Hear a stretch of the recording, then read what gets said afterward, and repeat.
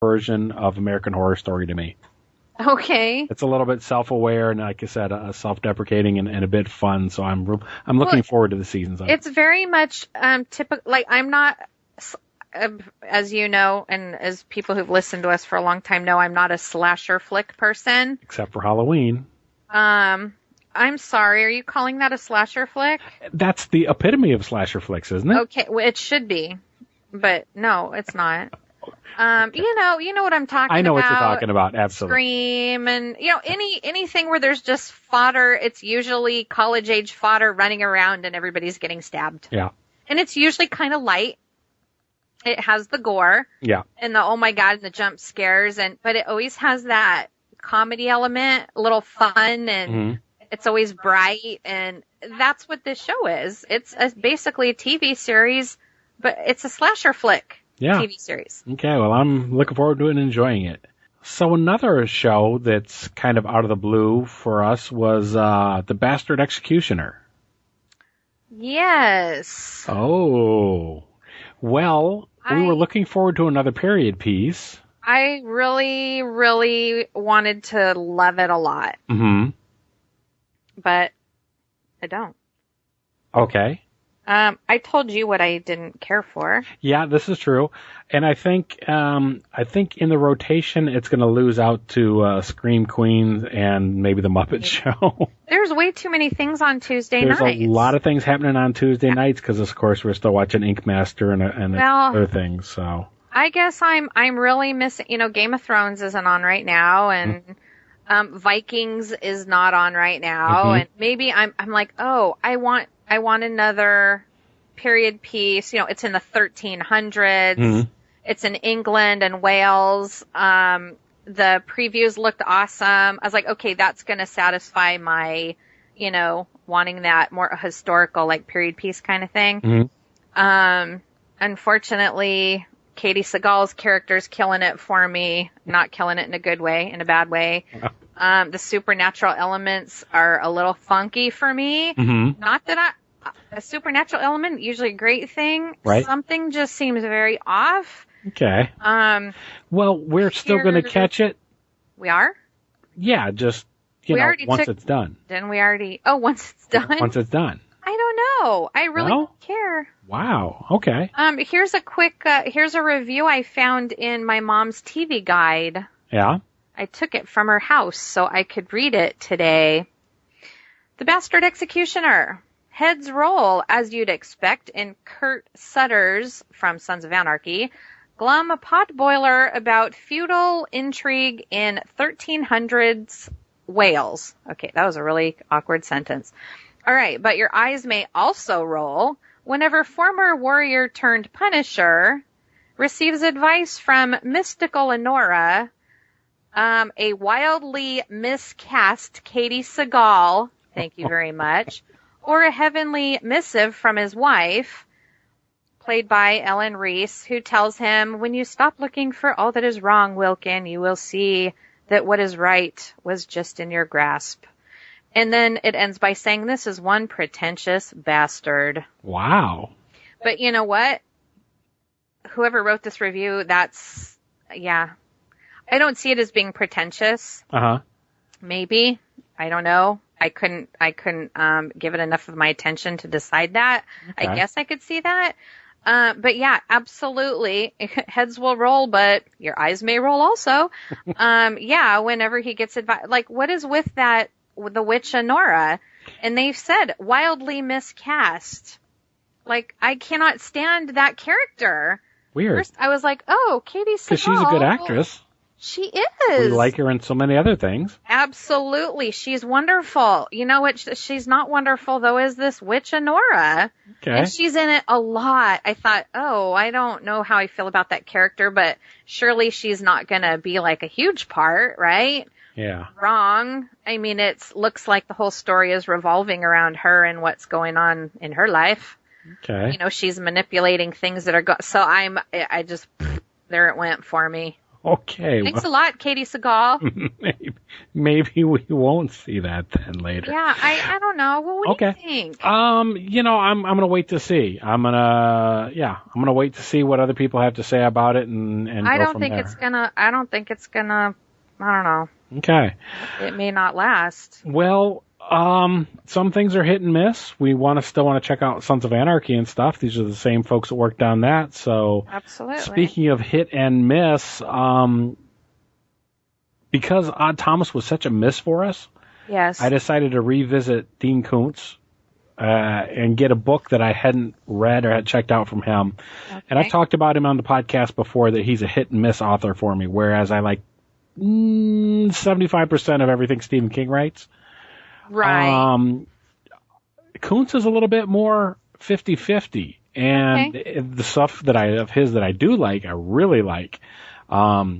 Seize the Night, Intensity, which is for all practical purposes like a portion of the beginning of High Intensity. It's arguable whether or not those stories they start out the same. They end very differently and they go in different directions. But anyhow, I decided to check out the Taking by Dean Koontz. And it's interesting because that was, I was underwhelmed with it. Okay. I didn't know anything about it. Somebody else suggested this would be one that I might like. I was underwhelmed when I finished it, but then the very last chapter, the very end of the book, gave me some interesting things to think about. And I don't want to spoil any of this. Like, the only way I can talk about it and not spoil it for somebody is maybe if you played Final Fantasy X, which you gotta dig deep in the vault for that one. Okay. But if you played that and you dealt with Sin, the enemy, the creature at the end of the game there, this is kind of where Taken wound up, and it's this weird concept stuff that, this whole thing is weird. Yeah, the whole thing is like, I've tried like 2 or 3 times now to like explain to you this, and I can't use the words to get across the weirdness of the book and where it fell short, but at the same time stayed with me and was interesting enough to try to spark conversation with. I don't know. I'm maybe losing it on that one. So whatever. Did you have anything else you want to talk about for Garbage In, Garbage Out? I don't think I do. Okay. Well, let's get on with Crawling Chaos.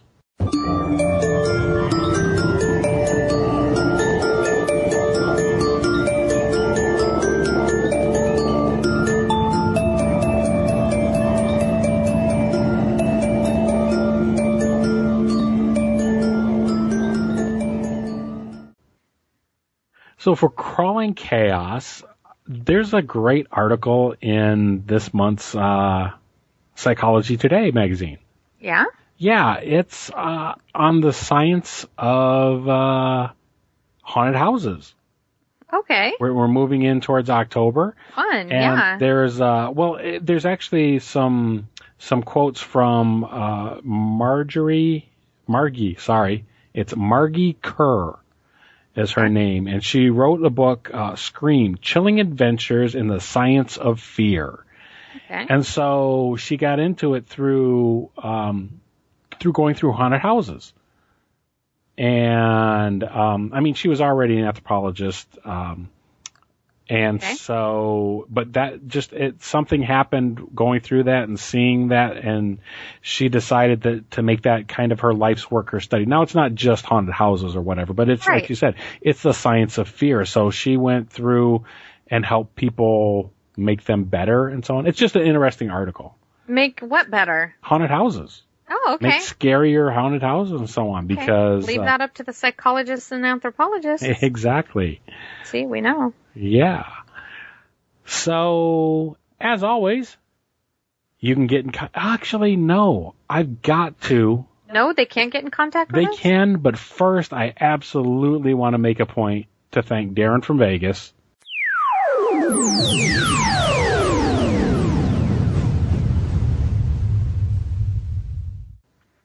For my shirts.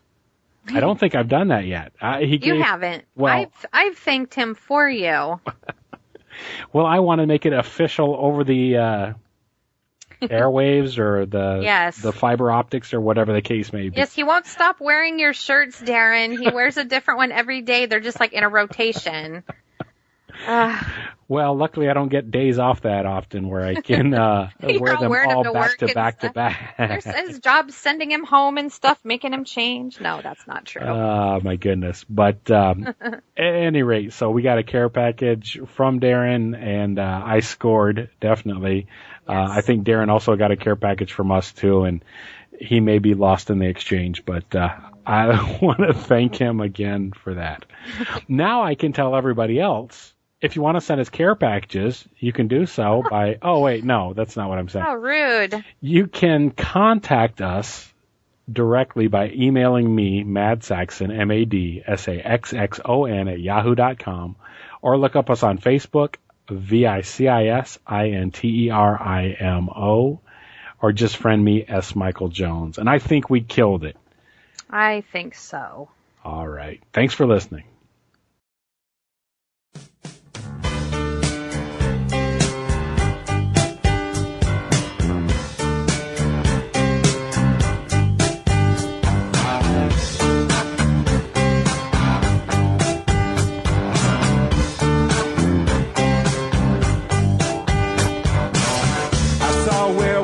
Chinese menu in his hand,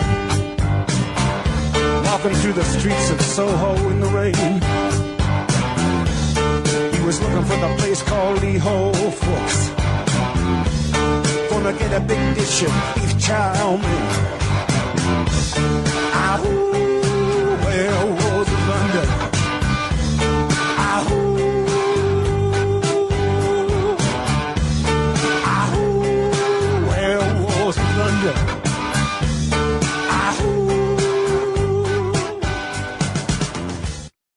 Well, you know, I should have there's a review on here someone wrote about Warewolf Rising. Mm-hmm. We should have just read this and left it.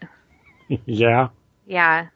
This would be worth an A if it was an 8th grade film project, but it appears to have been made by adults. Bad story, bad acting, bad effects, poor direction, inferior script, and it was boring. Girl goes to a new residence, an old house, not real old, in the woods. There's an escaped convict, a strange loner, a perverted old drunk, and something seems to be coming around at night. What could it be? Oh, wait, werewolf is in the title. Scary defense moments in the house, running through the woods, falling down, attempting a trick ending, failed. The end.